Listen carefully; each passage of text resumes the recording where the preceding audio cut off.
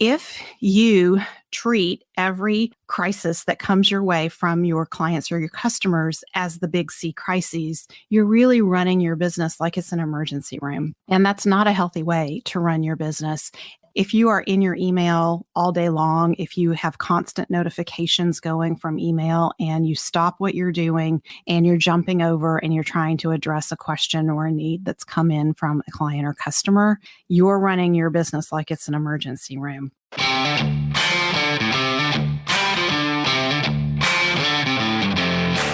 You work hard in your business. What has your business done for you lately? Hi, I'm Dr. Sabrina Starling, the business psychologist, the author of the 4-Week Vacation and the How to Hire the Best series, as well as the founder of Tap the Potential, where we coach entrepreneurs like you to design sustainably profitable businesses that give you more time for what matters most and more money in your bank account than ever. We believe work supports life, not the other way around.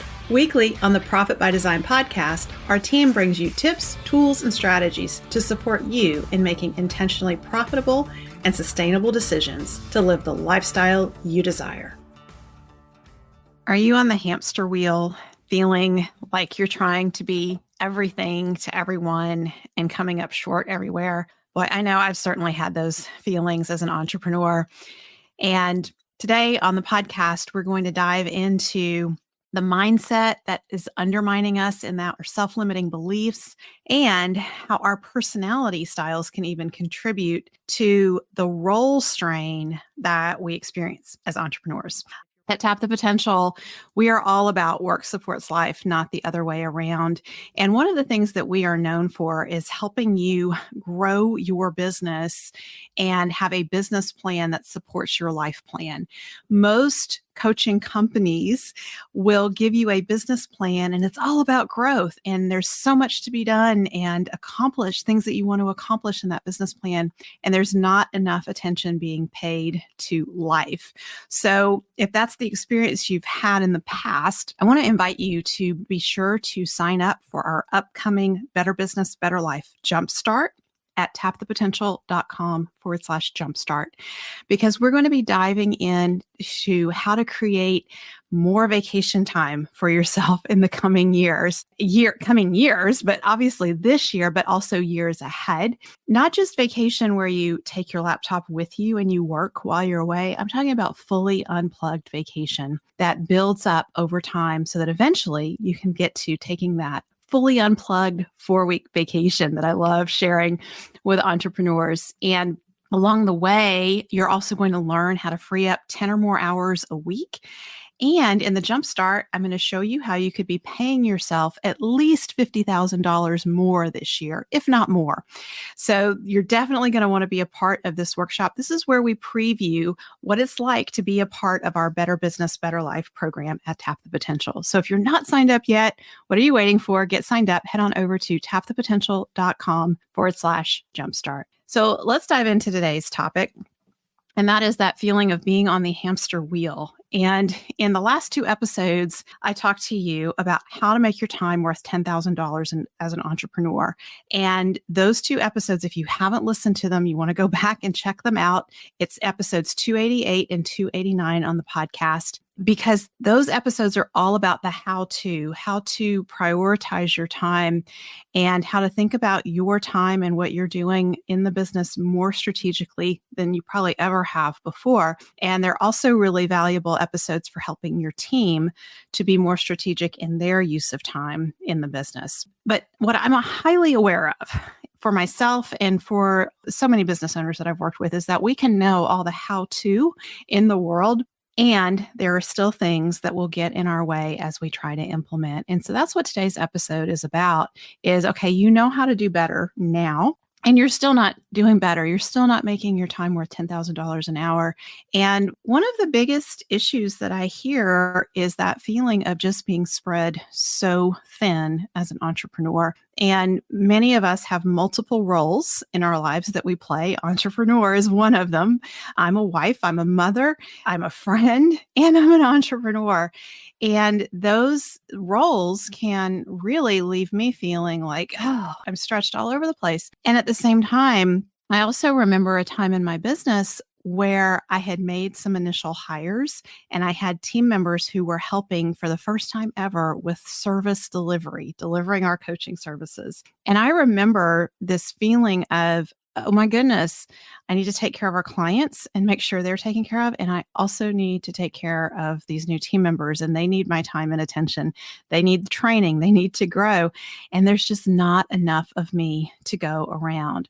And so I want to talk about some of the mindset issues that contribute to this, because I think if we can get in our heads in the right space, we can see ways to handle these situations that we haven't seen previously. And here's what I mean.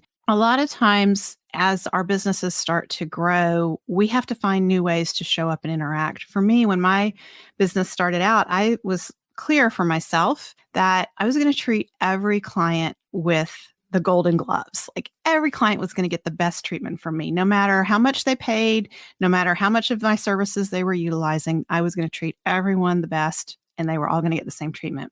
And what I found for myself is I found myself jumping through hoops for clients and trying to be responsive to emails and responding to text messages and feeling like I need to do it all right away and it's all pressing on me. And that feeling of just needing to be there to respond to the needs, that's something that I hear from a lot of entrepreneurs. And the situation that it comes up in the most is when you have a client that is a big client, or at least a big part of the business and the revenue for the business. It's very easy to start feeling beholden to that client. I had that experience, and it was not a good client.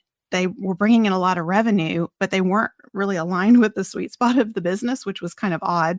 But I had to make some tough choices. And one of the things that was so interesting to me is, as I worked with my own coach, is that I learned that when I set my boundaries around response time and the best ways that we would communicate and what I could respond to right away and what I would not respond to right away. Number one, I immediately, once those boundaries were in place, I immediately felt this sense of relief coming off my shoulders. But I also got to a point where I started to recognize that even though that client was responsible for a lot of revenue coming into the business might actually be better off without them, because then I could focus on generating revenue from clients who were in the sweet spot of the business and doing the work that I really enjoyed doing and that came naturally.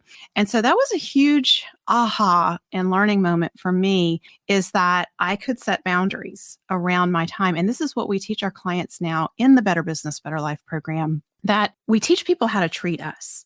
And so when we are constantly responding and being available to our team or to our clients, we're creating that expectation that we're going to be always available. And people respond very positively to limits that get set from a place of non-judgment and non-reactivity. And so here's what I mean. I see sometimes clients who have been tolerating people pushing their limits and boundaries for so long that one day they just snap and they say something that they later regret and normally wouldn't say, but it's just because this has been building up so much over time. And so I'd really encourage you, if you're in a situation where you feel like you've taught the people around you that you're going to be Johnny on the spot and respond to their needs, to take the opportunity to have some crucial conversations and set some boundaries and expectations. And it's also important to do this not just from the perspective of protecting yourself, but also from the perspective of protecting your team, because your team members will come on, and if they see you being that responsive, they feel like they need to be as well. And then you end up with a situation where you have team members who are taking work home, checking email in the evenings, responding to text messages in the evenings, working over the weekends. And that's not a healthy work environment for anyone. But there's also a mindset that I think is important for us as entrepreneurs to remember. And that's the difference between a big C crisis and a little c crisis. And let me explain. Years ago, before I was the business psychologist, I worked in community mental health as a licensed psychologist, and I worked with some severely mentally ill individuals. I was also on call. So whenever someone was suicidal or homicidal, I got called out to go do an evaluation. And after several years of doing that, I really came to have an appreciation for the difference between a big C crisis and a little c crisis. So a big C crisis is a car wreck. It's an emergency, like someone is dying or could die. That is a big C crisis. A little C crisis is something that is upsetting, it's disturbing, it needs to be addressed in a timely fashion, but it can be addressed in 24 hours or 48 hours, or the next, if it's on a Friday, it could be addressed on a Monday. It doesn't have to be responded to right away. And the other learning that I had about these little C crises is that when we are left on our own to deal with a little C crisis, we get very innovative and we sleep on it. We come up with some ideas and some solutions, and we can handle things on our own. And I think this is really important to remember in business, because my saying is there are no big C crises in business. Just there's not. There's little C crises, but no big C crises. But we run around when we're stressed out, overworked, trying to do all the things. We're in that adrenaline mode. And so we start responding to these little C crises like they're the big C crises, and they're not. And so I think for a business owner, it's very important for you to remember when your clients are having challenges, they're bringing you the little C crises. And you, if you jump in and intervene right away, number one, you may not be coming up with the best solution. You really need to take the time to understand the situation and be thoughtful and ask questions and gather more information. And you want the same, you want to teach your clients to do the same thing. And here's the other thing that I have learned through the School of Hard Knocks is that when we respond to these little C crises, like they're big C crises, sometimes we make more of a mess than would have been there had we just taken the time and slowed down and reflected before taking action and jumping in. And so if you treat every crisis that comes your way from your clients or your customers as the big C crises, you're really running your business like it's an emergency room. And that's not a healthy way to run your business. And here's some signs that you might be running your business this way. If you are in your email all day long, if you have constant notifications going from email and you stop what you're doing and you're jumping over and you're trying to address a question or a need that's come in from a client or customer, you're running your business like it's an emergency room. And it's really time to be thoughtful and reflective and make some changes around that. And so a simple change that you can make is to have someone who screens your email for you and set times using your ideal week planner. Set times when you're going to be checking email and responding to email. So you might start with checking email and responding to email twice a day. And meanwhile, you have an executive assistant who is screening your email, and you can ask them if something comes in that looks like it's urgent, please alert me. But otherwise, I'm going to work in a focused way on this $10,000 an hour activity over here that I've got blocked on my calendar. And that's really helpful because if you remember what I taught in the How to Make Your Time Worth $10,000 an Hour, whenever we are switching our focus from a project that we're working on and now we're jumping in and trying to address a client's email or a question, we're losing focus and we're losing a lot of our productivity because of that context switching. So the less context switching you do, the better. But here's the other thing about checking email. If you're starting your day by checking email and then prioritizing your day based on what's in your email, again, you're triaging, you're running your business like it's an emergency room. And that's not a healthy way to run your business. It's not sustainable. And the other thing is that your clients and customers do not get the best from you when you are trying to react all the time to the issues that they're bringing to you. When you are working in a much more thoughtful, planful way, you will have more calm and peace. You'll be more clear-headed. You will make fewer mistakes, which is very important, especially if you're in an industry like accounting where, mistakes can be very costly. You don't want to make those mistakes. So helping your clients to understand, hey, I'm only checking email once a day, or I personally only check email twice a week and respond twice a week. I have times blocked on my calendar for doing that. And then Heather, my assistant, screens all my email and she lets me know if there's something in there that needs attention, or in the next couple of hours. That works just fine. And there have been, I don't think I'm aware of any situations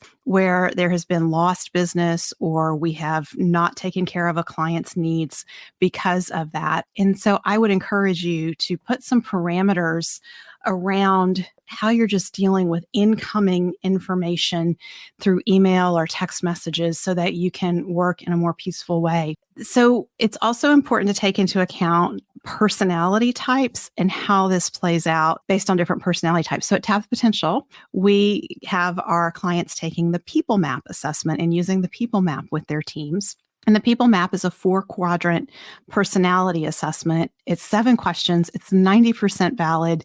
The personality types make intuitive sense. So that's one of the reasons that of all the assessments that are out there, we've chosen to use the People Map at Tap the Potential. And what I think is interesting about the People Map is it really focuses in on your interpersonal communication style, your strengths, and your Achilles heels. And so there's 2 personality types, the people type, which are people. They love connecting with people and building relationships. You can be an introvert and be a people type. You can be an extrovert and be a people type, but your people matter to you. And your connections with others is what really lights you up and motivates you and gives you energy. So people types are really vulnerable to trying to please everyone. And you get in that feeling of being on the hamster wheel. And then there's the task type that's also vulnerable. The task type enjoys getting things done, having the checklist, checking things off, making sure all the I's are dotted and the T's are crossed.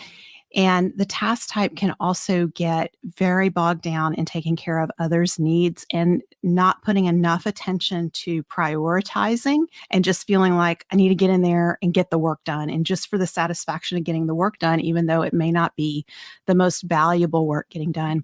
But the combination of people and task can make you very vulnerable to people pleasing and trying to take care of others' needs. I remember a supervisor that I had years ago. And she was very detail oriented. She was very thorough, conscientious, and she loved her team. And she was the one who would work till 9 or 10 o'clock on Friday night, making sure everything was documented. And if somebody had missed something, she didn't want to bother them. So she would go and just do it herself. And so that is a setup for burnout. And so if you remember earlier what I said about how if you let these things go on for too long, it can build up and then you may explode or get upset or get angry and say things you wish you wouldn't have said later on. Another sign that things are building up and you're starting to burn out is that feeling of being cynical towards others on your team. Why does no one else work as hard as I do? Don't they understand what we need to accomplish? Why am I always the one picking up the slack? Or that feeling of no one understands the pressure that I'm under and why I need to do all these things. I really feel like, I work hard and just no one really appreciates it or gets it. If you are having those thoughts running through your head, it's a sign of burnout. And it's not only a sign of burnout, but it's a sign of burnout that's starting to get to the later stages of burnout. So if you've heard me talk before on the podcast about burnout, it tends to sneak up on us like we're the frog in the boiling pot of water as entrepreneurs when it comes to burnout. We think, I can just muddle through this difficult time. I need to put in some extra hours, but it'll be okay. And then over time, all that muddling through starts to take a toll on us. And so when burnout has progressed and you have more and more symptoms of burnout, you will see that, or you'll have that feeling of no one understands me. And then the more severe feeling is just being very judgmental and critical of others on your team and your family members. Like, what's wrong with them? Why is everyone flaking off and enjoying themselves and having a good time? Meanwhile, I'm stuck in my office having to do all this work. If thoughts like that go through your head, you're definitely in burnout. I would encourage you to take our Better Business, Better Life assessment so that you can see where you are with burnout, but also see some things that you can do in your business that will make your business run more smoothly and free up some time for you. So you can take our assessment at tapthepotential.com/assessment. So when you're in this place of feeling spread really thin, you're overworking. And we have to remember that we don't just have the business. We have these other roles in our lives. And it's very easy to have a situation where you feel like you have a good team, you have good support at home, things are running smoothly. And then all of a sudden you lose a critical team member. And at home, something goes off the rails. There's circumstance that makes life just a little more challenging. And there's all kinds of things that could come up and do that in life. But all of a sudden, two areas in your life that were working very smoothly, now you have challenges going on in both. And maybe that's okay for a week or two, but as that starts to go on and time goes on, you could start feeling more burnout. So be very mindful of the different roles that you have in your life and where you feel strongly supported and things are running smoothly, and where are those areas in your life where you feel like, I don't have a lot of support. This is all on my shoulders. And then look at what can you do? Where can you get some more support? For women entrepreneurs, a lot of times it's the household. We all know about the second and third shifts that women do after they get off work with household chores, getting the kids to bed. And then sometimes it's at 10 o'clock at night, going back and working on things for the business. So, but men can have this situation going on too. And what I really want you to think about is around your house, where can you get some support? Can you get help with the housework? Can you get help with the yard work? Kids are a great source of support around the house. My kids are very busy with their activities and they have chores that they do that they're responsible for. And, connecting with what I was talking about earlier about a situation where you have things, these different areas of your life, and then things are going well, but all of a sudden in one area, something drops out, in another area, something else drops out. And before you know it, it's kind of like, whoa, there's a lot going on here. I'm getting stressed. This past summer, our housekeeper, who does an amazing job keeping our house clean and tidy, and I love coming home and the house is all clean. It's such a good feeling. She let us know she had a medical condition and she wouldn't be able to work for an extended period of time. And I thought, whoa, that's not good. And my thought was, well, I need to go find someone that can fill in her absence. But when I shared it with the family, everyone said, we love our housekeeper. Let's just muddle through. And Mom, we will help around the house. And one daughter loves to vacuum, another loves to mop. And we pulled it together, but I did it with support. I didn't just say, okay, now it's all back on me. And that made things go much better in that area. And so I really encourage you to look in your household, if you have that role strain going on, look at what can you do. There's Instacart, there's grocery delivery. Some entrepreneurs hire someone to prep meals in the family just so that everyone is getting a healthy meal on a consistent basis. So be honest with yourself and check in and see, what are the things that I'm carrying on my shoulders that maybe I could get some help with. Maybe you need someone who can drive the kids around to activities and help out in that way. Whatever that need is, be realistic with yourself that it doesn't all have to be on you. And then also look in your business, because just like I talked about in the last 2 episodes around delegating the activities that are not the $1,000 or $10,000 an hour range, there are team members who want to support you. Your team wants to support you. And when you give them the opportunity to show you what they're capable of, they feel tremendous pride in taking on these responsibilities and making things go more smoothly for you. So it's really important to speak up. And you may not know who on the team could handle something, but just putting the need out there to your team, and you might be pleasantly surprised at who steps up and says, I would love to do that. Let me try that. And that can take a lot off of you and make your experience of owning the business a lot better. But I want to talk about this piece around the cynicism and the resentment that starts to build up on the team, because as entrepreneurs, we're typically very hard workers, and we will just get in there, roll up our sleeves and get things done. And it can be frustrating to look around on the team and you're working 50 or 60 hours and other team members are working a normal work week. And you think like, what's going on with them? And you start to feel angry and resentful with them. This can create a lot of tension on the team, unhealthy tension on the team. So if you're overworking, that is an opportunity for you to check in with yourself and say, what am I not delegating? What am I hanging on to that is causing me to overwork? And where could I get some support on the team? And it could very well be, if you're a task type, because it's kind of crazy, but task types, and I'm one of them, I get satisfaction from checking off the list and getting things done. Like that gives me energy. But if you have a team of other personality types, your team members are getting satisfaction in other ways. They are not excited about getting work done and making things happen. Maybe they're people types and they're getting satisfaction from connecting with the clients and customers and building relationships. And it's not about getting all the tasks done. So that's where I think the people map is so helpful, because we can understand the personality types of those that we have on our team and understand what drives other people. So someone on your team who's a people type and who enjoys supporting others may love taking some things off your plate, not because they are excited to do more tasks, but it's because they enjoy that feeling of, I'm supporting the team and this is my contribution, and it makes the business owner's life better, but it makes all of us work better as a team. So really let yourself think about that. If you're feeling that cynicism and resentment, it is a sign that you need to check in with yourself and say, what do I need? What support do I need? What do I really want? And if your first thought is, oh my gosh, I would just love to take the weekend off and not have to think about work, pay attention to that, because everything that I've shared in this episode probably pertains to why you're not feeling like you can take the weekend off. And you absolutely can. It's about setting some healthier boundaries for yourself in the business. And I'm reminded of one of our clients who worked with us for a couple of years. And when she came in, she was spread so very thin. And as we worked with her, she came to realize she'd actually been burned out for years. And it was just getting worse and worse. And one of the reasons that she started working with us is she felt like, I'm really getting to the end of my rope. I'm getting older.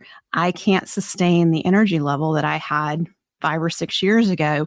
But not only that, there were several challenging circumstances in her role in her family life that had really put extra demands on her in addition to what she was already carrying with the business. And I think that's something that all of us need to be aware of, is that things can happen in our personal lives that put extra demands on us. And if we're not setting our businesses up so that they're less and less dependent on us, when those circumstances come up, we are really going to be bogged down, and it is a huge setup for burnout.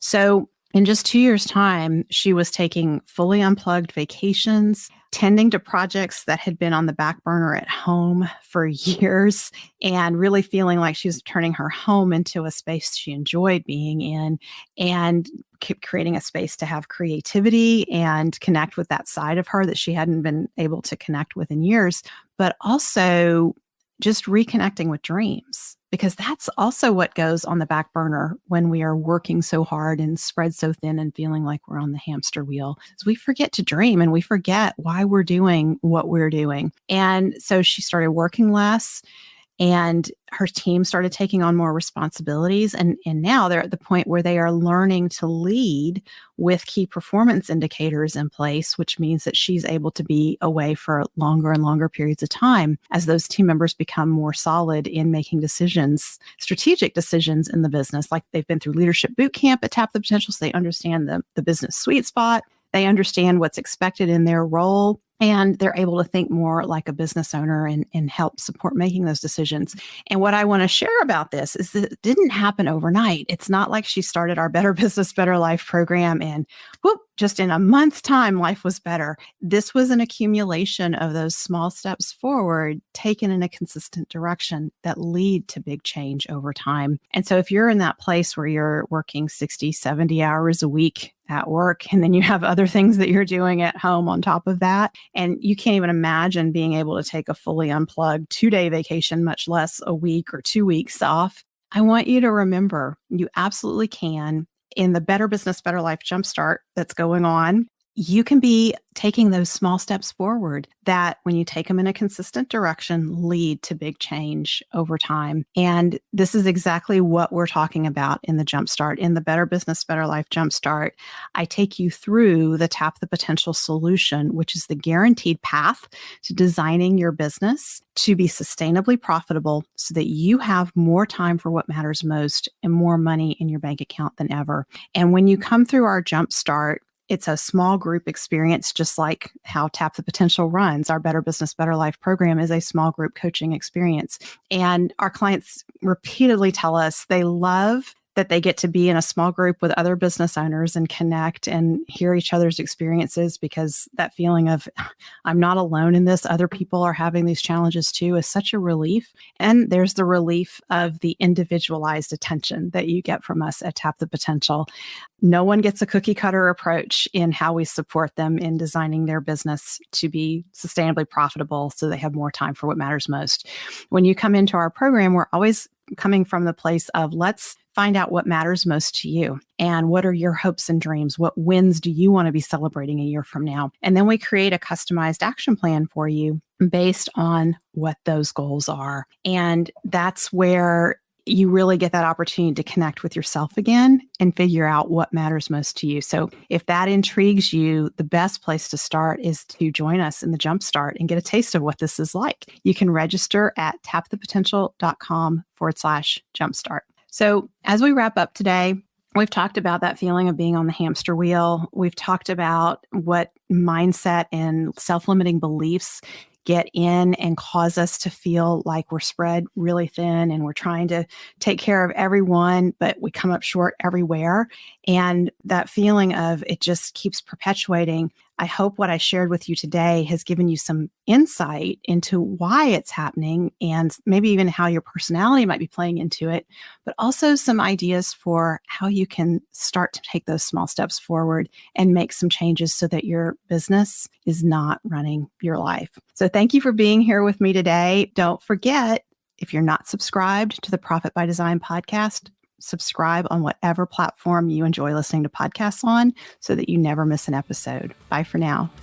Thank you for tuning in today. Join our team and your fellow entrepreneurs in our Tap the Potential Mighty Networks community at tapthepotential.com/group. Share your aha moments from today's episode. Ask us questions and join in on the fun. Finally, share today's episode with a friend if you know a friend who would enjoy it. Profit by Design is in the top 5% of podcasts globally because listeners like you share with friends. Thank you.